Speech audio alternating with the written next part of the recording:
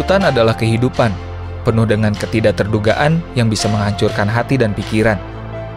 Tapi di antara segala rintangan, pada akhirnya kita akan selalu menemui hikmah dan keindahan.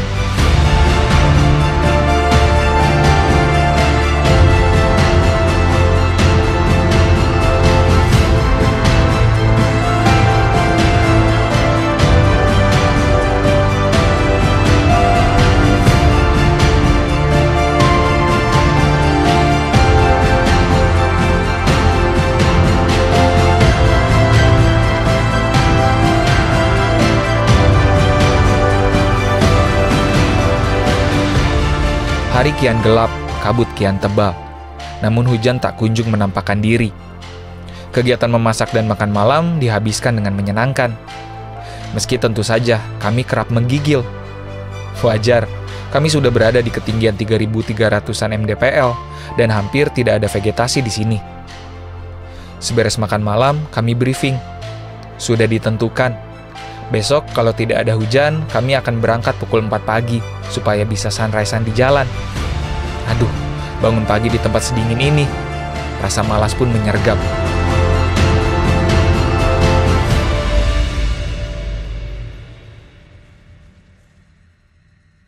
Sekitar 11 ya. 11 derajat Celcius. Tuh, 11 derajat. Pantesan dingin banget. Selamat pagi kawan-kawan. Jadi kita harusnya bangun jam 3, tapi ini udah jam 4:10. Jam 3 hujan tadi. Sebenarnya dari tadi kita bangun terus karena dingin banget. Pas dilihat di ngecek suhu di jamnya Arsal tuh sekitar 11 derajat Celcius pagi ini. Dingin banget. Semalaman gemeter terus. Bener. Bergetar. Ini gimana caranya kita jalan, Sal? PR. Angin menderu kencang tatkala dengan berat hati saya mesti membuka mata. Berbeda dengan malam sebelumnya di mana saya bisa tertidur pulas, kali ini saya dan kawan-kawan yang lain terbilang kurang tidur. Waktu menunjukkan pukul 3 pagi. Saya kembali memejamkan mata hingga jam bergerak ke pukul 4. Oke. Sekarang kita makan dulu. Memakan bihun semalam yang kembali dipanaskan. Dan ternyata masih enak. Di situ kita persiapan summit sedikit terlambat sebenarnya kalau untuk mengejar sunrise, tapi ngapain juga sunrise dikejar lah. Dan di rumah juga bisa lihat sunrise. Yang penting kita mencapai puncak dengan selamat. Amin. Dan sehat walafiat sampai kembali pulang. Amin. Jadi kalaupun tidak dapat sunrise atau apapun ya gak apa-apa. Kalau ada pun ya bonus. Penting kita kenyangkan perut dulu. Semua tim siap, tidak ada yang mengantuk, tidak ada yang baru setengah nyawa udah berjalan karena dipaksakan. Makan, saudara-saudara. Rasa malas semakin menggerogoti. Angin sekencang ini juga tiada gunanya. Ditambah lagi langit mendung. Sepertinya tidak akan ada sunrise menguning hari ini. Dengan tubuh yang berat, saya dan kawan-kawan makan dan bersiap-siap. Sebelum mulai mendaki menuju puncak, ada baiknya kita berdoa agar diberi keselamatan sampai ke puncak hingga kembali pulang. Dan ingat, kalau kondisi tidak memungkinkan, jangan memaksakan karena tujuan sejati kita adalah rumah. Selepas berdoa, kami mulai berjalan. Di luar dugaan, langit menguning. Di balik awan, matahari sudah bersiap menyembul. Trek jauh berbeda dengan 2 hari kemarin. Kini dipenuhi bebatuan. Jalur yang terjal membuat kaki cepat lemas. Dari cantigi yang sesekali menghiasi jalur, kini kami benar-benar berada di hamparan bebatuan. Langit yang semakin memerah terpantul di batu. Kami seolah berada di planet Mars. Planet Mars yang ada di film-film tentu saja, karena saya belum pernah ke sana. Berhubung mentari akan segera muncul, saya dan tim memutuskan untuk berhenti terlebih dahulu dan menikmati pagi. Sekaligus menyerap energi baik yang diberikan sang surya. Karena sungguh, sedari tadi dinginnya di luar nalar kami.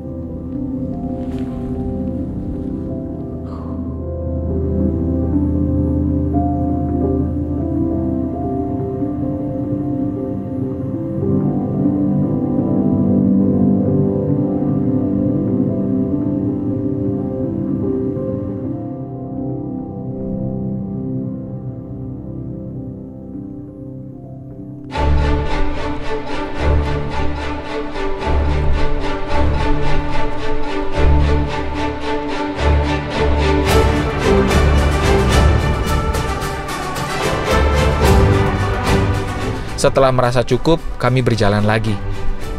Tipisnya oksigen di ketinggian segini tidak membantu langkah kami yang kian pegal. Memang sudah semestinya kami merasa kesulitan menjaga endurance.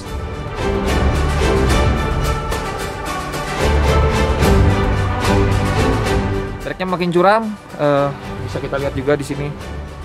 Ini sudah tanjakan-tanjakan seperti ini, bebatuan. Wah, ini luar biasa sekali. Jadi Kerinci ini memang kalau kata mengutip dari Sandi kemarin, Rinjani melambangkan kecantikan, maka Kerinci melambangkan kegantengan, kegagahan. Memang treknya gagah sekali.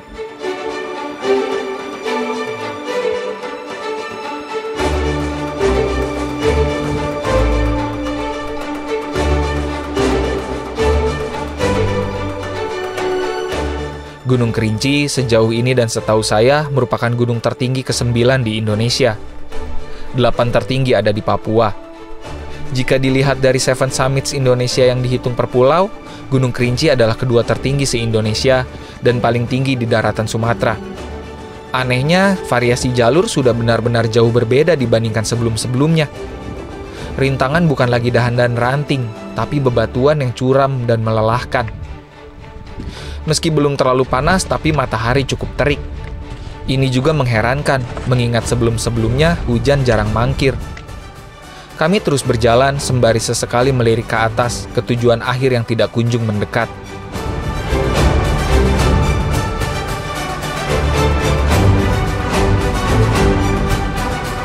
Saya kira hanya dari pantulan matahari. Ternyata tidak. Ternyata bebatuan di sini sungguhan merah. Ini sudah cukup berbeda dibanding terakhir kali saya ke sini. Waktu itu, batu-batu masih hitam. Perubahan yang terjadi dapat dimengerti. Kerinci adalah gunung aktif. Kontur dan variasinya pasti akan selalu berubah.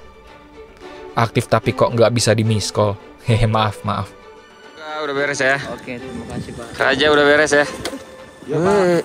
Udah beres ya? Udah beres Pak, alhamdulillah. Mantap, sampai ketemu di pendakian yang lainnya. Jadi Pak.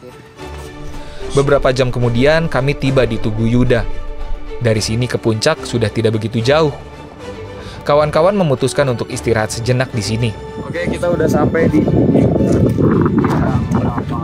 makam berarti ini atau tuh makam tempat berpisahnya saudara kami. Sebentar saya zoom dulu ya. Yuda Sentika.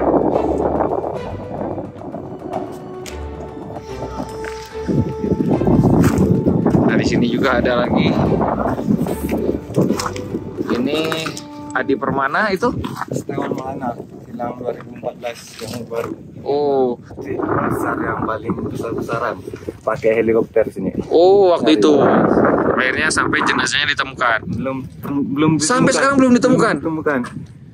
Ini, Jadi sampai sekarang jenazah Yuda Sentika ini belum ditemukan. Ya. Makanya dibuatkan tugu di sini. Ya. Oh. Setiawan Maulana. Ini yang 2014. Ya, sang sar paling panjang. Ini sar paling panjang. Pun keluarganya masih support untuk mesar. Ini ditemukan juga? Belum Belum juga ditemukan. Tidak ada yang ditemukan di antara tiga ini. Nggak ada yang ditemukan. Oh, berarti tugu ini untuk memperingati Ya, mereka beliau-beliau ini. beliau-beliau yang belum ditemukan sampai hari ini. 2014, 1990 ya. Yang ini yang paling lama. Ya, yang duluan nih. 1983. Ini adalah Adi Permana. Sama juga tidak ditemukan sampai hari ini. Ya.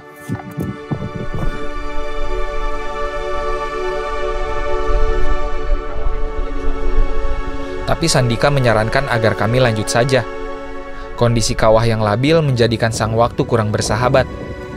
Takutnya kalau terlambat dan angin mengarah ke posisi kami, pendakian ke puncak harus dibatalkan. Belerang jika dihirup terlalu banyak dapat membunuh. Kami pun lanjut berjalan. Dari Tugu Yuda, jalur menuju puncak sangat curam. Langkah terpaksa melambat. Tapi tidak apa-apa. Lebih baik berjalan perlahan tapi tahu arah, dibandingkan berlari tapi nyasar. Atau lebih parah, tidak bergerak sama sekali dan memutuskan untuk menyerah. Sedikit lagi, sedikit lagi.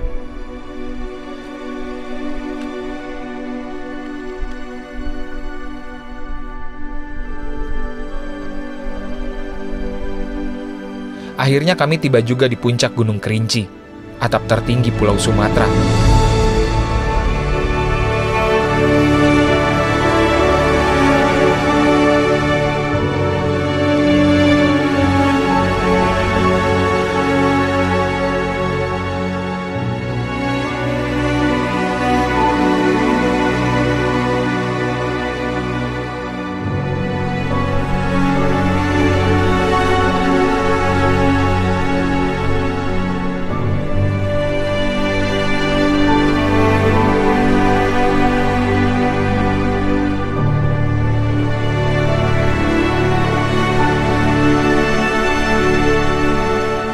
Saat kami sampai, alam sedang bersahabat. Langit terbagi menjadi dua, setengah cerah dan setengah lagi asap kawah. Tapi tidak ada bau belerang yang mengarah kepada kami. Tim atap negeri seolah dilindungi oleh bumi Kerinci. Kami pun selebrasi, merasakan hangatnya suasana di antara dinginnya gunung. Pegal yang sedari tadi melanda hilang entah kemana. Terima kasih Gunung Kerinci karena sudah mengizinkan kami tiba di beranda alammu.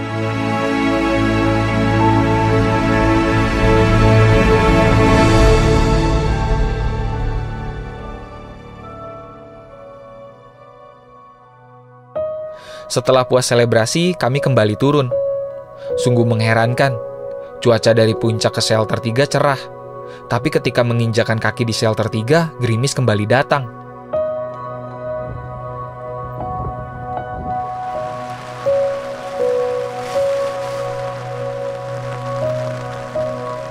Tenda yang sudah kering terjemur kini kembali basah.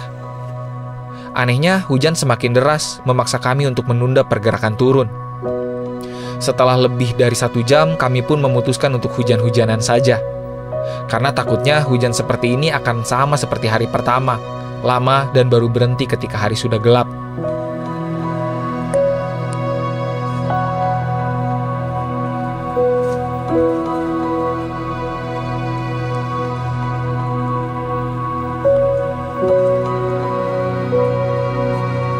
Sepanjang perjalanan turun, hujan benar-benar tumpah ruah. Yang tadinya cuma sebatas gerimis, membesar ketika kami tiba di shelter 1. Dari shelter 1, hari sudah cukup gelap. Hujan masih saja parah. Trek berubah menjadi jalur air. Sepatu kami sudah tidak berbentuk. Hujan dan gelap menjadi kombinasi yang dapat dengan mudahnya menghancurkan mental. Di pos 1, saya dan Oze yang terpisah dari rombongan mendengar suara ranting diinjak. Kami saling mengerti. Ada yang memantau, entah di mana. Langkah kian cepat. Berdoa sembari berjalan menjadi sebuah solusi. Akhirnya kami tiba juga di bibir hutan.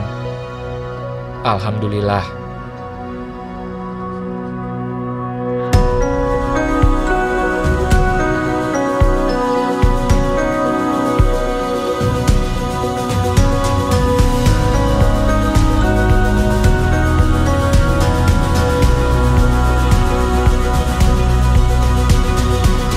Sepertinya bukan kebetulan kata hutan dan hujan hanya berbeda 1 huruf. Sebab keduanya seringkali berdampingan. Kalau dapat cuaca cerah, alhamdulillah. Tapi kalau harus menghadapi cuaca buruk dan hujan angin, tidak perlu kesal sendiri atau marah-marah. Suruh siapa juga pergi ke hutan. Kalau mau nyaman, ya di kamar, bukan di gunung. Jadi dari awal harus sudah mempersiapkan ini itu. Bukan cuma untuk menghadapi mara bahaya hutan, tapi juga untuk menanggulangi dampak hujan. Itulah kenapa ketika saya bertanya kepada Abah Jukardi Bongkeng Adriana, sang legenda pendakian, apa saja 5 hal yang wajib dibawa ketika mendaki, Abah Bongkeng menjawab, pertama, pengetahuan tentang dunia pendakian. Kedua, peralatan apa saja yang harus dibawa. Ketiga, kekuatan fisik. Keempat, kekuatan mental. Dan kelima, wawasan tentang tempat yang akan kita daki. Tanpa hal-hal tersebut, masuk hutan sama saja menyulitkan diri sendiri dan kawan-kawan. Karena ingat, alam mengandung bahaya, manusia mengundang bahaya. Salam literasi, salam lestari, Fiersa Besari, melaporkan dari